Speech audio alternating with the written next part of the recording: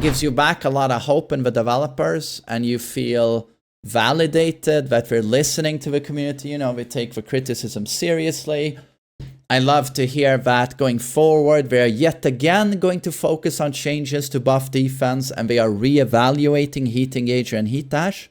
With all of these buffs to sidewalks, do remember that one of the biggest buffs to sidewalks is the fact that an off-axis launch now will realign the opponent so you get a high damage combo and not a scuffed off-axis combo.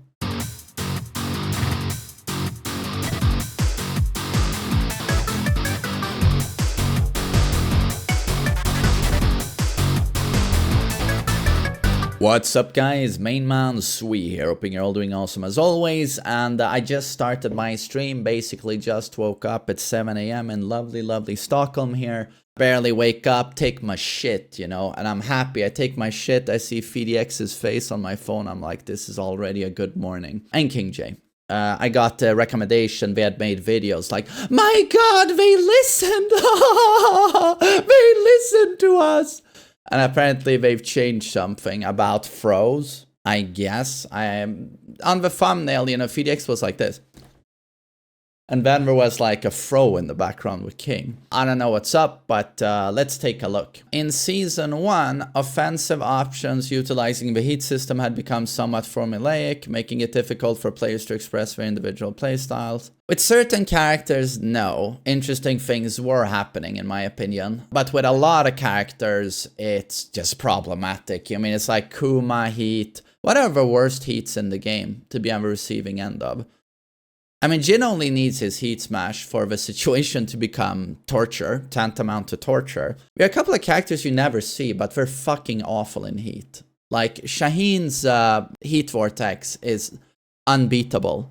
Xiaoyu's heat vortex is unbeatable. I love Brian, but yeah, that incinerator, like that's all he needs in heat. I mean, you even see low, high, and knee. Pop heat, incinerator, heat smash. All you need, baby. And maybe sometimes a Requiem, if there's enough distance, Requiem dash. It's like Kazuya's, you know, Devil Fist launching in heat. Do we need infinity range, almost homing Demon Paw style attacks that launch in heat?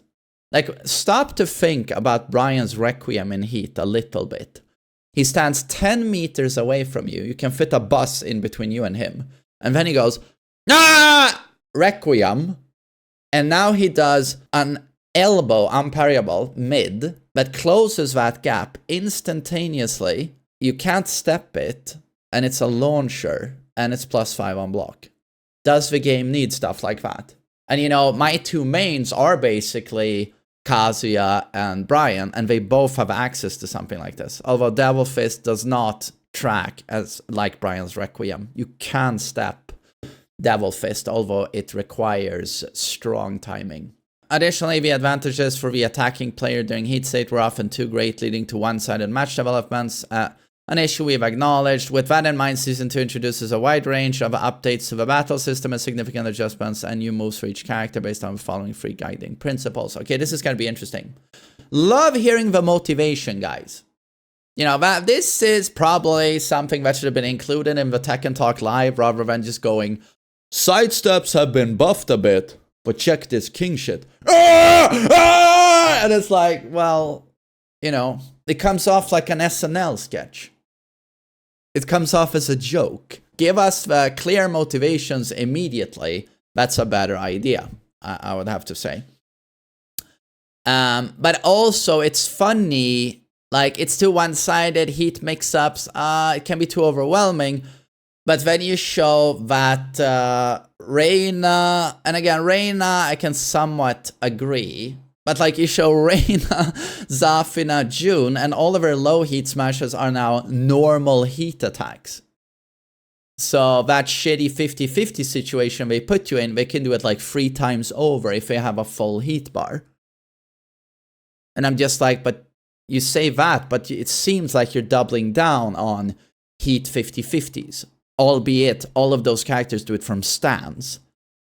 But still, like, if I see a Claudio do his heat smash as a normal heat move, this game is over. Activating heat provides a major advantage.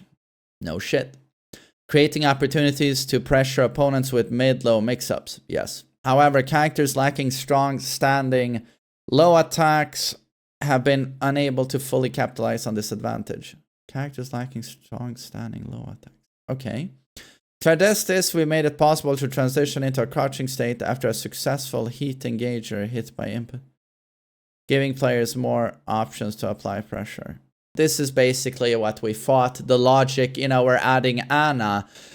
She doesn't have a strong 50-50 from standing, so this is unfair.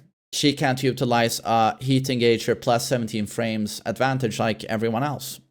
And neither can fucking Raven, and neither can Yoshi. So we're like, everyone should be able to go into a crouch, so all the characters can maximize mix-up utility. And it's like, yeah, okay. I get it, it's unfair to certain characters, but this game is already enormously mix-up heavy in heat, so it's like, but I get it, you know. If you don't input this change, Anna is nowhere near as good as she is if she can heat engage her into a crouch. I mean, maybe a necessary bend over for all of us. Okay, gotta take one for the team. Okay, bend over. The second principle is rebalancing offense and defense within the heat system. Okay, rebalancing offense and defense. Thank you for clarifying, because I got to sidestep part, but I was like, what is it exactly with heat that is supposed to be better defensive-wise? We've reduced chip damage across the board during heat state, where its impact was most pronounced. Super good. Chip damage was super dumb. Additionally, in endgame scenarios, it had become common to secure KOs by landing chip damage via heat dash, followed by a quick finishing move, limiting creative decision making. To improve this, we've lowered the additional chip damage when heat dash is blocked. Heat dash on block, 19 chip damage. And it's now lower, so that's good. We've also made adjustments to how recoverable health works. Even damage taken while grounded will leave recoverable gauge. The way it works right now, so pre-season 2, is that any damage you take while grounded is true damage. You can't recover it. You've lost that health forever. But once you get launched, typically half the damage you take during the combo state, airborne state, will be recoverable health. If you stand up to your feet and gain momentum back immediately, especially with heat, you can recover all of that HP back, so half a combo damage. But what I'm wondering is do they mean it's always like this? But I'm just wondering, like, is it in heat or not? Because again, you know, the overarching label on all of this is rebalancing offense and defense within the heat system. Do they mean when I've activated heat, an additional huge defensive boost to me while I'm in heat is that any damage you deal to me is recoverable health, recoverable damage. That's a huge buff to heat defensively, right? So you don't want to exit heat too soon, right? Because now you have plot armor. But if they mean, you know, in general, like any type of damage will give you recoverable health, that's not a buff to heat. That's just changing how we play Tekken 8. Like, moreover, heat dash has long had numerous benefits, particularly when used from heat engagers with power crush properties. However, this created a gap in power between characters and often led to unbalanced mind games. To address this, we've removed the power crush property from most heat engagers. Exceptions include characters like Jack 8, Kuma Panda, and Leo, whose unique stances retain power crush properties on their heat engagers. Okay, I mean, Jack Gamma Howl, I get it. He should have a power crush there. Kuma Panda, I mean, are they talking about back one into hunting? Leo, I don't even know what move they're talking about because Leo doesn't exist. Okay, historically in Tekken it was not possible to sidestep toward the foreground while in crouching state. I swear to God this was changed because I made 19,000 videos about it. I'm taking full fucking credit. This created situations where, for example, a string that could be avoided from the 1-piece side became unavoidable from the 2-piece side, leading to imbalances in mind games unrelated to player skill or knowledge. And again, can we just acknowledge that it's unbelievable it took this long to fix? Like, this is a very, very serious competitive game, Tekken. But you've always, in an offline setting, or even online, depending on the side you pick, you've been at a disadvantage, depending on the side you're on. So leading to imbalances in mind games unrelated to player skill or knowledge. In Season 2, this issue has been resolved. My god. Players can now sidestep towards the screen even while crouching, ensuring that movement options are considered consistent regardless of side. Additional quality of life improvements include input buffering at the start of rounds. Okay, so that casino is over. I just always love it. I mean, typically I don't press at round start, but I fucking love when I start a round with like a jab and I get counter hit by like a 15 frame move that has no evasion. Just like this is glorious. I mean, my attack is 5 frames faster than yours, but okay, I guess I get counter it launched. So input buffering at the start of rounds, allowing players to execute a move the instant the round begins. Input buffering for sidesteps, even during recovery or stun states, so players can buffer movement and execute it seamlessly once able to react. Doesn't sound like a lot, but is gonna fundamentally change defense forever. You've been able to see this in action already.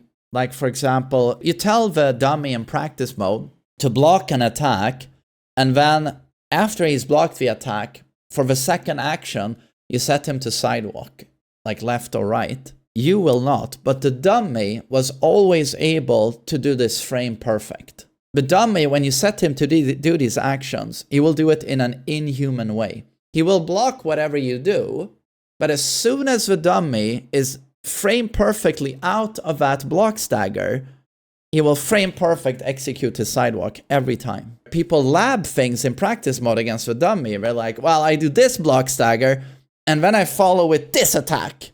And you're led to believe that, oh god, look, the dummy is sidewalking it every time. So this is not a good strategy at all, to do this on block into attack B. But then you do it against a real opponent, and even really good players fuck up the sidestep. They can't do it.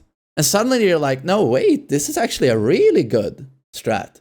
Doing that attack A, block stagger into attack B. Real people don't execute sidewalks with frame perfect timing as soon as they come out of that state.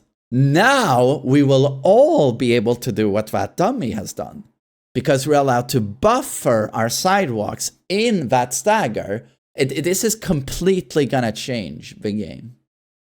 I think most people don't understand yet how big this is. We're all the dummy now.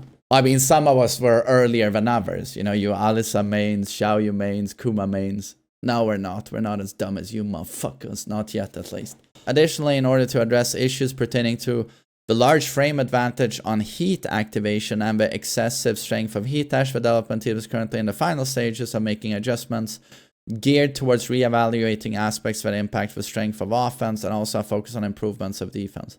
So they are actually going to do even more defensive buffs. So they are definitely listening to the community. 2 thumbs up. Amazing. And it sounds like they are re-evaluating the frames, the number of advantageous frames after a heat engager. So 17 or heat dash on block plus 5.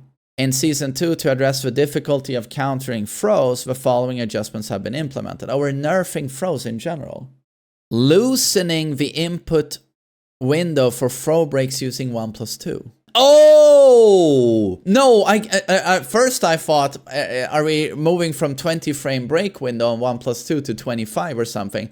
But now I get what they mean. This change aims to reduce instances where players fail to break throws despite successfully predicting them, partially due to difficulty of executing simultaneous button presses. This is actually something I don't think was an issue in Tekken 7. I've never broken throws, 1+2 breaks, by using a bind. I press on my arcade stick my 1 button and my 2 button at the same time. But in Tekken 8, you can actually do this, hit them, and not get the throw break. You know why? Because you hit one of the buttons 1 frames ahead of hitting the other button. And this resulted in, well, you wanted a 1 break, buddy, and now you get killed, right? That's not how it's supposed to work. Tekken 7 didn't do this. They program in a leniency so that if you hit 1 button 1 frame ahead of the other, they still allow you 1 frame of leniency and wait and see if you actually hit the other one as well. And they go, oh, you wanted the 1+2 break. There you go. I don't know how many times you guys have seen me on stream, you know, go like, I broke that throw. I legit did. I know. I was so ahead in time, you know, and I didn't get the throw break. So thank God, you know. Increased recovery for whiffed normal throws. Oi, okay. By increasing the recovery on whiff by 6 frames. That's quite a lot. Players will have an easier time punishing opponents who miss their throws, especially when using crouches or backdashes to evade. However, considering that throws are often ineffective against opponents who can react and break them upon seeing the animation, additional benefits are being provided to the player attempting the throw. Okay. So it's basically death on whiff. When a throw break is successfully performed, the thrower will recover 1 point of recoverable health. Also, this is a benefit to throwing. Well, 1 point of health, you know. So they really want to give the aggressor something here, but yeah, that's not a whole lot. When a throw break is successfully performed, player that was grabbed will receive 5 points of recoverable health. After the initial announcements, the development team received feedback from players and considered one of the proposed adjustments. It was concluded that imposing a disadvantage on the defender for executing a successful throw break would be excessive, as throw breaking is a high-skill mechanic that reflects a player's practice and proficiency. I think their logic was like, you know, no matter what, if I'm in heat and I attack you, no matter what defense you apply, you get punished because I'm attacking you in heat state. That's why you block, you take chip damage in heat. I do a throw, even if you break it, you take chip damage. You're defending against heat, you take chip damage. That seems to be the logic. But you can't agree with this logic with throws because for all intents and purposes, throws are 12 frame unblockables. That's what they are in the end. They are not normal attacks. They are 12 frame unblockables. It takes great skill to deal with them. Especially considering certain characters have perfect throw games and 99% of players can't handle that. Or King has ambiguous throw mix-ups, you know, where you can only guess. It's not a good idea to penalize. As such, the following spec will be scrapped in an upcoming patch. When a throw break is successfully performed, player that was grabbed will receive 5 points of recoverable health damage. Also, this is removed. Well, super good news. While these changes will be applied as soon as possible, there might be a slight delay following the release of version 2. So it's okay, so we're gonna get a hot fix. Probably a few days after Season 2 launches. So we're gonna have to live with this for a few days. But that's super good news. And I especially like hearing that going forward, they are carefully and quickly looking at, can we tone down the pressure, the heat frames? So heat engager, heat dash, sounds super good. And they are in general looking at defense. Guys, keep complaining. We will force the developers to make the game we want. I think you guys have short memories. Like we did this already in Tekken 7. People forget this. Kazuya's Hell Sweep was homing. For a few days, Kazuya's Hell Sweep was a homing attack. Pretty much every Kazuya player said, no, don't do that. You are destroying this game. Like, don't do that. And just a few days later, they reverted it. Patched it out. That also spoke to the integrity, I think. You know, we like to shit on Tekken players and that they play politics with their character, but pretty much every Kazuya player I know said no to that. Also, all of our pro Kazuya players like, no, you're making the character less interesting. You're making your game less interesting. I mean, Jin players, we would have just started whacking off. Learn the matchup. They get a fucking Scourge and they're like, oh, looks good. What else did he get? Dive kick. What else? My demon poet's homing. Okay, we need more though. First example involves left side Jin getting hit by Nina's stiletto heel down McFree. And this is her kilo poke, right? In this situation, Nina's uppercut jab is a staple follow-up that takes advantage of her frame advantage until Season 1. Characters could only perform moves sideways into the background from a crouching state, making it extremely difficult to evade the uppercut jab using... So this is an example of a forced crouch situation, right? Down back 3 forces crouch, and then depending on the side you play on, you have more counterplay. You have an advantage depending on the side you play on, which is, to be honest, unacceptable in a competitive game. On one side, you can option select her key follow-ups here, but on one side, you are forced to respect her mix-up. Nina will need to consider moves that counter a sidestep towards the foreground, limiting her stable options despite having a frame advantage. This gives Jin more defensive options, making it harder for Nina to apply pressure. So again, the problem, in case you don't know, is that from a crouch, you're not allowed to step into the camera. So, for example, on player 1, this means that he's not allowed to step towards the camera here, so he can't step towards the right. He's only allowed to step towards the left. This is why historically at any tournament, for example, where the Mishimas were meta characters. So say, you know, tag 1, Tekken 5, tag 2, Mishimas are meta. And Mishima mirror matches were very common. Everyone wanted player 1. You know, when they did the rock, paper, scissors, that was actually a super important part of a tournament. The rock, paper, scissors, before Tekken was actually involved. That was super important, because if you fucked up and you got player 2, huge disadvantage. Because in player 1 here, Jin is allowed to sidewalk towards the left. And that's what we want to do against Mishimas, to option select. He's not allowed to step right here. But as soon as he is on player 2 here, now he's restricted to only stepping towards the right, right? Because, again, not allowed to step into the camera, which is now sidewalk left.